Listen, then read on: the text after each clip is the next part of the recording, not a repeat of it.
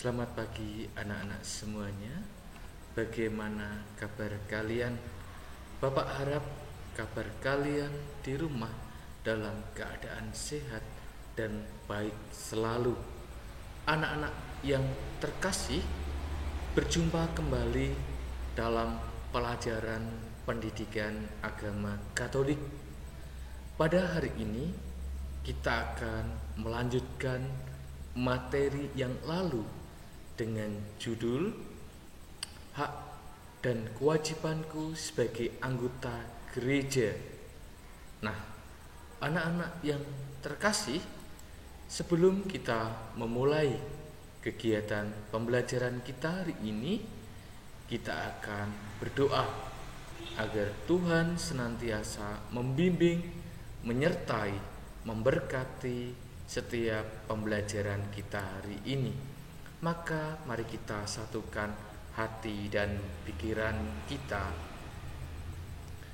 Dalam nama Bapa dan Putra dan Roh Kudus, amin.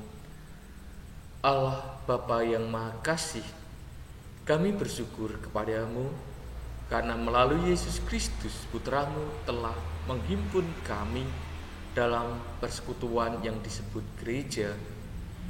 Bantulah kami untuk menyadari tugas dan tanggung jawab kami sebagai anggota gereja, sehingga kami dapat terlibat secara aktif dalam karya pelayanan gereja. Demi keluhuran nama-Mu, kini dan sepanjang segala masa. Amin. Santo Fransiskus Xaverius, doakanlah kami. Amin. Dalam nama Bapa dan Putra dan Roh Kudus. Amin. Terima kasih anak-anak, kalian sudah memulai kegiatan kita hari ini dengan pembuka. Nah, anak-anak yang terkasih, pada pertemuan minggu yang lalu kita sudah belajar berkaitan dengan kegiatan-kegiatan keanggotaan gereja yang bisa kita ikuti sebagai remaja, sebagai anggota gereja.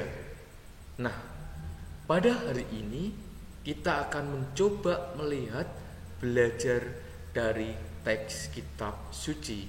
Maka mari kita coba lihat.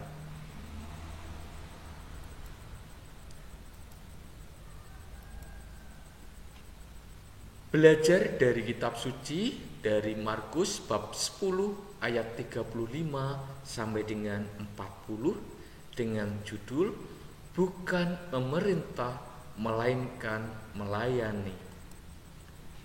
Nah, anak-anak, akan Bapak bacakan, kalian menyimaknya. Lalu Yakobus dan Yohanes, anak-anak Zebedeus, mendekati Yesus dan berkata kepadanya, Guru, kami harap supaya Engkau kiranya mengabulkan suatu permintaan kami. Jawabnya kepada mereka, apa yang kamu kehendaki aku perbuat bagimu? Lalu kata mereka, perkenankanlah kami duduk dalam kemuliaan-Mu kelak, yang seorang lagi di sebelah kananmu, yang seorang lagi di sebelah kirimu. Tetapi kata Yesus kepada mereka, kamu tidak tahu apa yang kamu minta. Dapatkah kamu minum cawan yang harus kuminum dan dibaptis dengan baptisan yang harus kuterima? Jawab mereka, kami dapat. Yesus berkata kepada mereka, memang kamu akan meminum cawan yang harus kuminum dan akan dibaptis dengan baptisan yang harus kuterima. Tetapi hal yang duduk di sebelah kananku atau di sebelah kiriku, aku tidak berhak memberikannya. Itu akan diberikan kepada orang-orang bagi siapa itu telah disediakannya. Nah, anak-anak yang terkasih di dalam Kristus, bacaan yang kita dengar sekaligus kita simak memberikan inspirasi yang luar biasa bagi kita sebagai anggota gereja, sebagai anggota beragama, bahwa kita hendaknya senantiasa melayani bagi siapapun. Karena apa, anak-anak? Berkaitan dengan duduk di sebelah kanan, berkaitan dengan jabatan duduk di sebelah kiri, itu terbuka bagi siapapun. Yang penting adalah bagaimana hidup kita, bagaimana perjalanan kita, sudahkah hidup kita melayani bagi yang lain. Nah, anak-anak yang terkasih, untuk mendalami teks kitab suci tersebut ada pertanyaan. Mari kita coba lihat. Ada 4 pertanyaan. Yang pertama, apa pesan yang hendak disampaikan Yesus dalam kutipan tersebut? Apa sih pesan yang hendak disampaikan Yesus dalam kutipan teks tersebut? Lalu yang kedua adalah, menurut kalian apa kaitan antara hak dan kewajiban? Jadi menurut kalian apa sih kaitan antara hak dan kewajiban? Lalu soal yang ketiga adalah, bagaimana sebaiknya kita melaksanakan kewajiban sebagai anggota gereja? Jadi bagaimana sih sebaiknya kita melaksanakan kewajiban sebagai anggota gereja, sebagai anggota jemaat, entah itu sebagai Muslim, Hindu, Buddha, Konghucu, Katolik, Kristen? Apa sebaiknya? Lalu yang keempat adalah, apa yang kita peroleh jika kita sudah melaksanakan kewajiban sebagai anggota gereja? Apa yang kita peroleh? Nah, anak-anak yang terkasih, silahkan dikerjakan di dalam buku, ditulis, lalu difoto, dikirim ke Bapak, supaya kalian mendapat nilai pengetahuan. Ngerti ya, anak ya? Oke.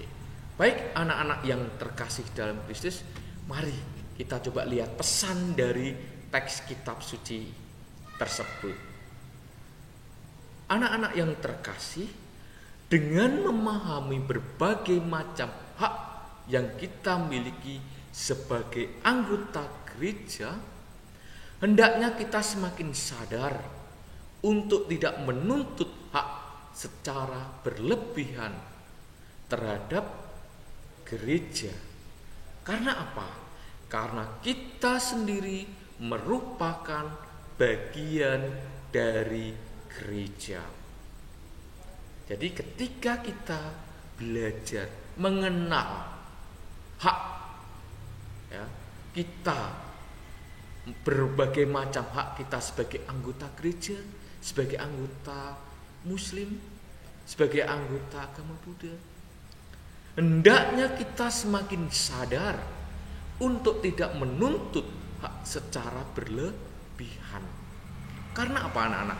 Karena kita sendirilah merupakan bagian dari gereja itu.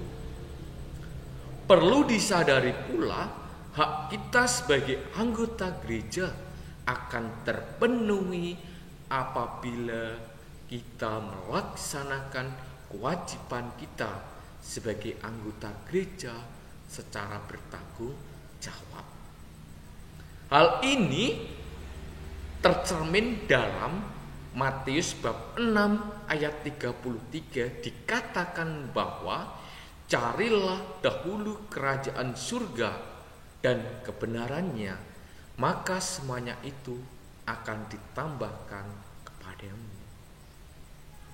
Nah, anak-anak yang terkasih, melalui baptisan kita telah diangkat menjadi anak-anak Allah dan menjadi anggota gereja. Lah, sebagai anggota gereja, kita dituntut untuk terlibat secara aktif, terlibat secara aktif. ambil bagian dalam tugas dan karya gereja dengan menjadi saksi tentang karya Tuhan Yesus Kristus. Melihat apa yang dilakukan oleh anak-anak Zebedius dalam teks kitab suci tadi, yakni Yohanes dan Yakobus, tidak baiklah jika kita hanya sekedar menuntut hak. Ya, menuntut hak. Sebab bagi Yesus hak itu akan diberikan bagi mereka yang telah disediakan. Ini pesan dari teks kitab suci tadi. Nah, anak-anak yang terkasih, mari kita coba lihat peneguhannya.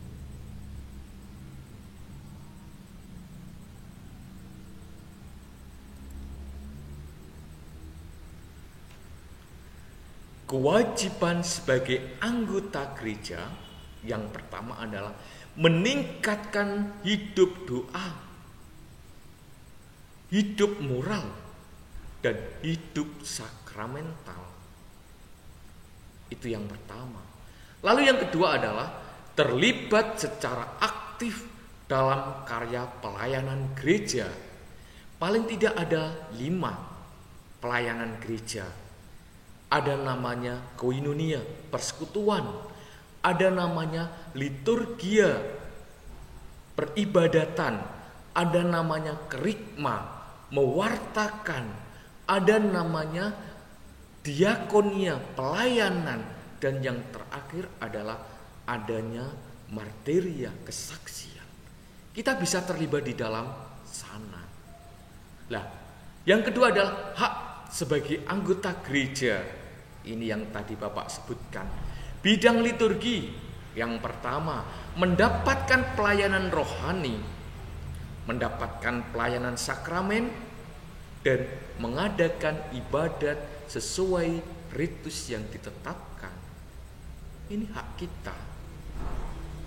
Lah, bidang pewartaan, ikut serta dalam pewartaan Injil dan mendapatkan pendidikan Katolik, hak kita. Lalu yang C adalah kebebasan, hak untuk berserikat dan hak untuk memilih status kehidupan. Ini kewajiban dan hak kita sebagai anggota gereja.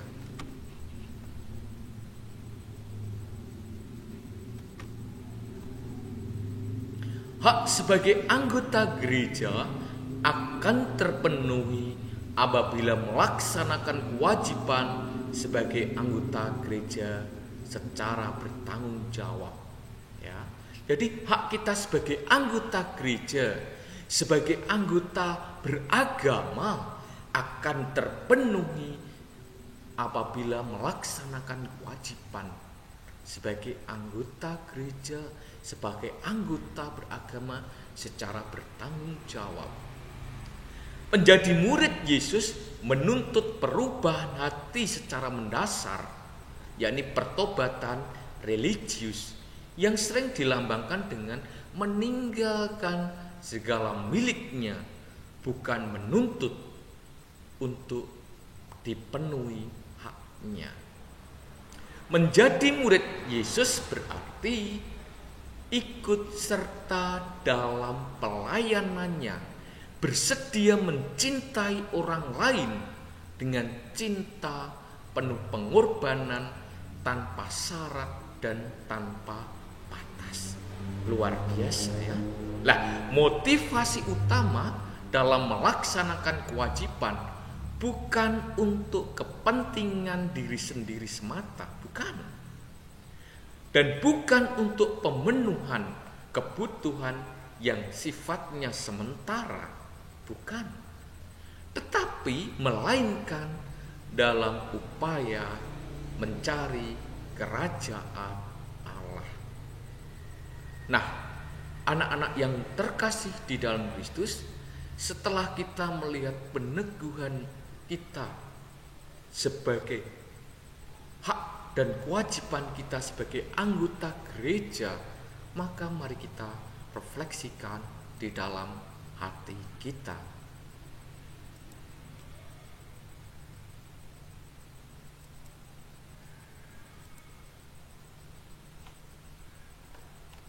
Anak-anakku yang terkasih, melalui baptisan kita diangkat menjadi anak-anak Allah.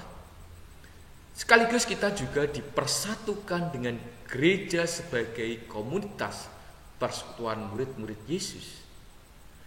Dalam diri kita melekat berbagai macam hak dan kewajiban sebagai anggota gereja. Namun seringkali kita lebih menuntut hak dan melalaikan kewajiban.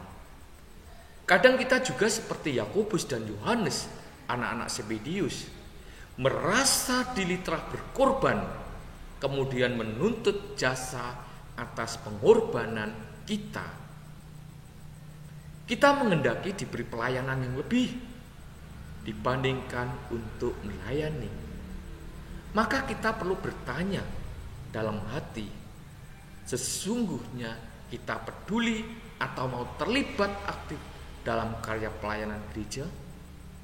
Ataukah kita bersikap masa bodoh karena itu bukan urusan kita? Maka mari kita hening sejenak, merenungkan semua itu dalam hati kita, sehingga akhirnya nanti kita dapat bermanfaat bagi agama kita masing-masing. Entah itu sebagai anggota gereja Katolik, entah itu sebagai anggota gereja Kristen, entah itu sebagai Muslim, entah itu sebagai Buddha, Hindu, dan Konghucu. Maka mari kita hening sejenak.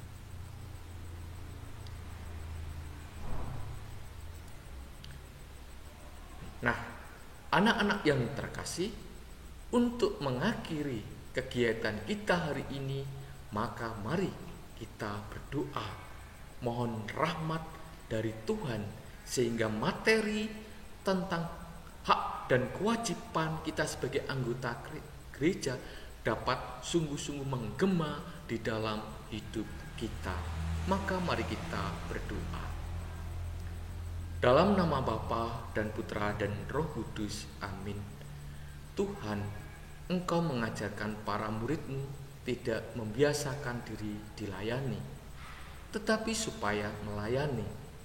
Tolonglah agar semua orang yang melayani dalam gereja menjadi peka akan tugas mereka, ramah dalam pergaulan dan tekun dalam doa. Semua ini kami mohon dengan pengantaran Kristus Tuhan kami, amin. Santo Fransiskus Xaverius, doakanlah kami, amin. Dalam nama Bapa, Putra, dan Roh Kudus, amin. Terima kasih anak-anak, kalian telah sungguh-sungguh belajar.